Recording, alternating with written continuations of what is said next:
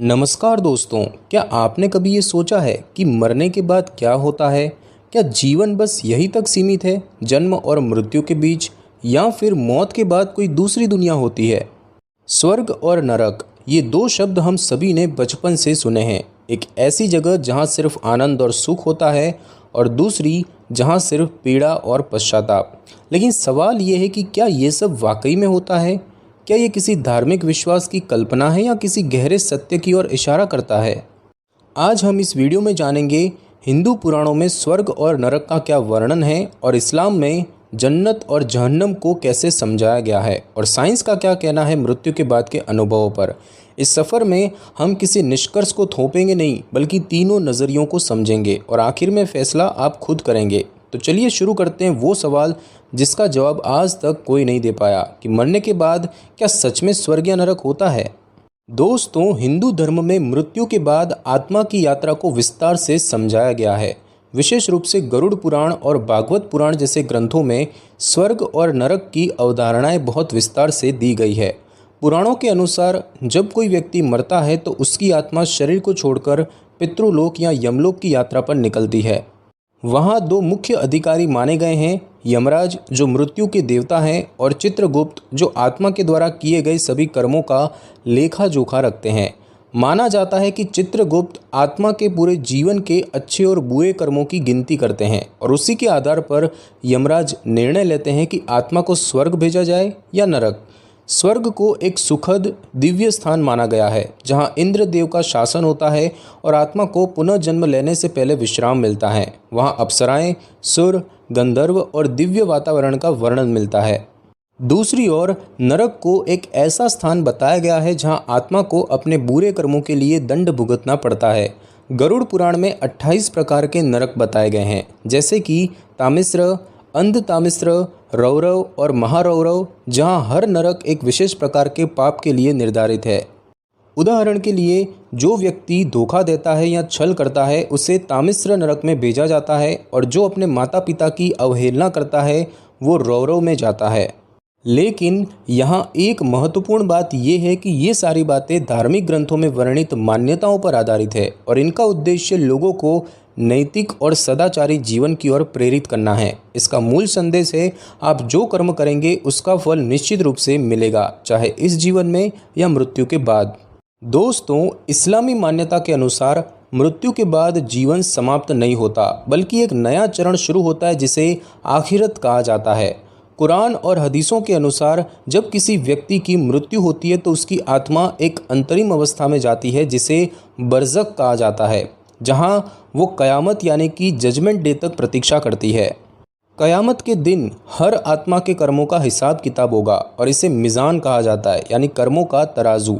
और फिर अल्लाह के निर्णय के अनुसार आत्मा को भेजा जाता है या तो जन्नत यानी कि स्वर्ग में, या जहन्नम यानी कि नरक में। दोस्तों, बात करें जन्नत की, तो जन्नत को शांति, सौंदर्य और अनंत सुख का स्थान माना गया है। वहाँ न कोई गम होगा, न बीमारी, न भूख, न डर। और वहाँ बाग बगीचे होंगे, नदियाँ बहेंगी, खुशबूदार हवाएं होंगी, और हर वो चीज़ मिलेगी जो आत्मा ने नेक कर्मों के साथ कमाई होगी। कुरान में कहा गया है कि जन्नत में कई स्तर होते हैं, जैसे जन्नत उल फिरदौस जो सबसे ऊंचा स्तर माना जाता है। जन्नत उन्हीं को मिलती है जिन्होंने ईमान और नेक अमाल के साथ जीवन जिया हो। उसके बाद दोस्तों बात करें जहन्नम की, तो इसके विपरीत जहन्नम को एक ऐसी जगह माना गया है जहां आत्मा को अपने बुरे कर्मों का दंड मिलता है। वहां आग, पीड़ा और पश्चाताप होता है।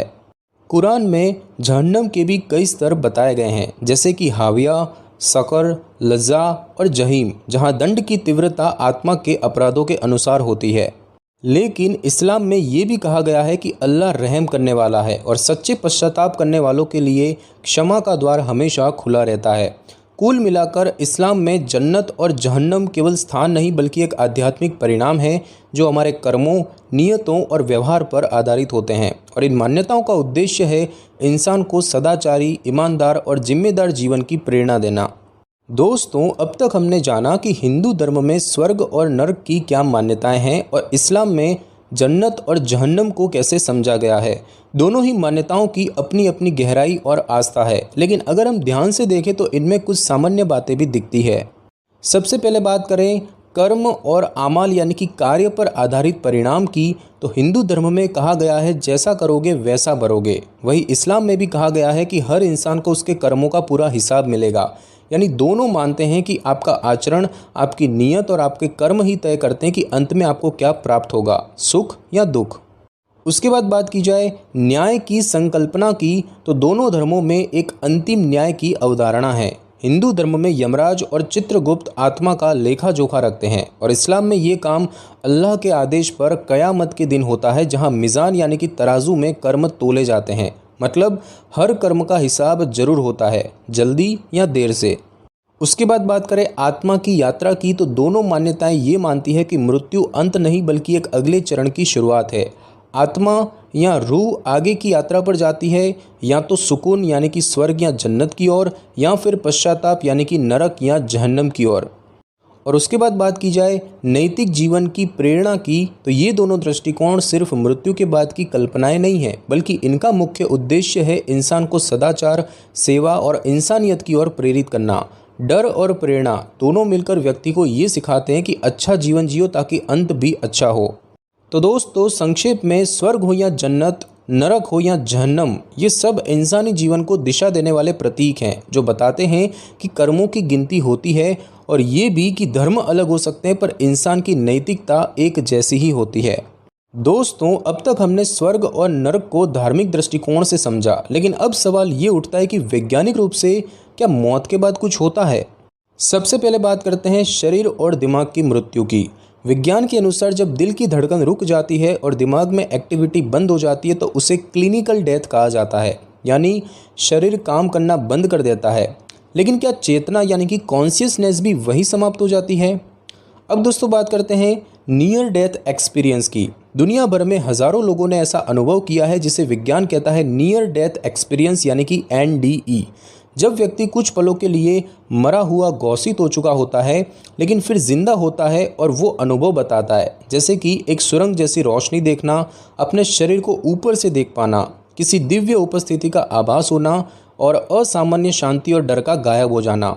1980 के दशक से लेकर आज तक ऐसे हजारों डॉक्यूमेंटेड केस मिल चुके हैं। लेकिन सवाल ये है कि क्या ये सब सच में किसी दूसरी दुनिया की झलक है या सिर्फ दिमाग की एक प्रक्रिया?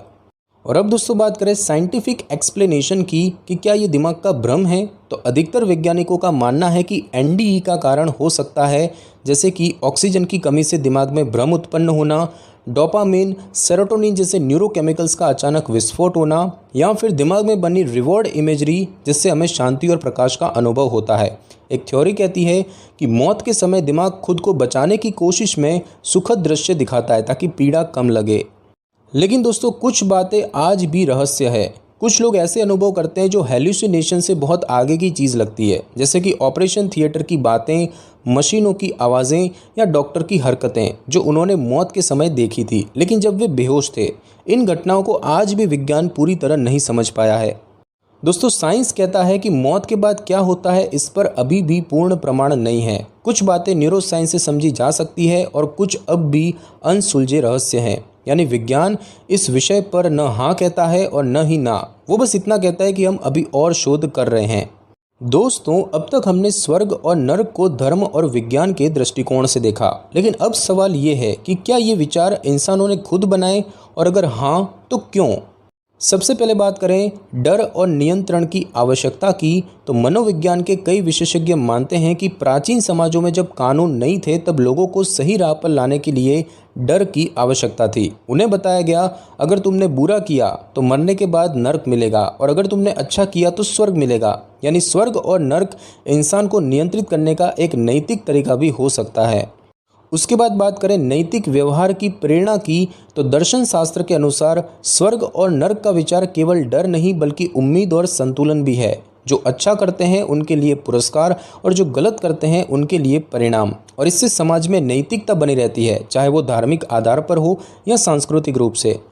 और उसके बाद बात करें भावनात्मक सहारा और न्याय की भावना की, तो बहुत बार ऐसा होता है कि दुनिया में बुरे लोग बच निकलते हैं और अच्छे लोग तकलीफ़ें झेलते हैं, और ऐसे में स्वर्ग और नरक का विचार हमें ये सांत्वना देता है कि एक दिन हर किसी को उसके कर्मों का फल जरूर मिलेगा, अगर इस दुनिया में नहीं तो उसके बाद। ये इंसान के भीतर न्याय की भावना को बनाए रखता है। और उसके बाद बात करें मृत्यु के डर को कम करने की, तो मनोविज्ञान ये भी कहता है कि जब इंसान को ये लगता है कि मौत के बाद कुछ अच्छा होगा तो उसे मृत्यु का डर कम लगता है। यानी स्वर्ग का विचार सिर्फ धार्मिक ही नहीं बल्कि एक भावनात्मक ज़रूरत भी है जो मन को शांति देता है। तो दोस्तों, दर्शन और मनोविज्ञान दोनों ये नहीं कहते कि स्वर्ग या नरक सच में है या नहीं, लेकिन वो ये जरूर मानते हैं कि इन विचारों ने इंसान को सभ्य, नैतिक और भावनात्मक रूप से संतुलित बनाए रखने में अहम भूमिका निभाई है। तो दोस्तों, अब सवाल ये उठता है कि क्या वाकई स्वर्ग और नरक जैसी कोई जगह होती है? धार्मिक ग्रंथों की माने तो हाँ, आत्मा मृत्यु के बाद एक यात्रा पर निकलती है जहाँ उसे उसके कर्मों के अनुसार या तो सुख मिलता है या फिर दंड।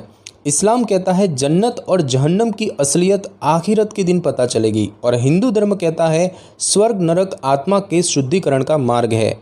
दूसरी ओर विज्ञान आज भी इस विषय पर पूरी तरह स्पष्ट नहीं है। उसने कुछ अनुभवों को दर्ज जरूर किया है लेकिन उन्हें प्रमाणित नहीं कहा जा सकता। वहीं दार्शनिक और मनोवैज्ञानिक दृष्टिकोण ये कहते हैं कि ये विचार मानवता को नैतिक और संयमित बनाए रखने के लिए बेहद जरूरी है। तो दोस्तों, सच क्या है? शायद स्वर्ग और नरक कोई भौगोलिक जगह नहीं बल्कि एक मानसिक और आत्मिक अनुभव है। क्योंकि सोचिए, जब हम किसी की मदद करते हैं तो हमें भीतर से शांति मिलती है, और जब हम किसी का दिल दुखाते हैं तो भीतर ही भीतर कुछ चुभता है। शायद स्वर्ग और नरक हम सबके अंदर ही है, हमारे कर्मों में, हमारे फैसलों में और हमारे विचारों में।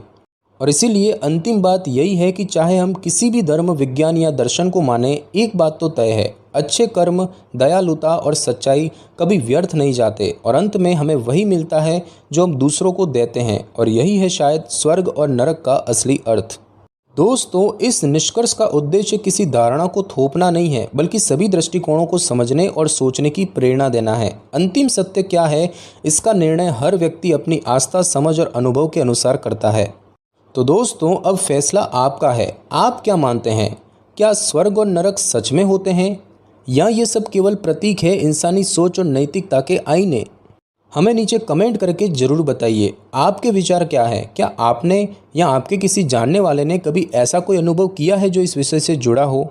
दोस्तों, अगर ये वीडियो आपको जानकारीपूर्ण, संतुलित और सोचने लायक लगा हो तो इसे लाइक करें, अपने दोस्तों और परिवार के साथ शेयर करें, और ऐसे ही गहराई वाले विषयों के लिए ज्ञान तंत्र को सब्सक्राइब करना बिल्कुल भी ना भूलें।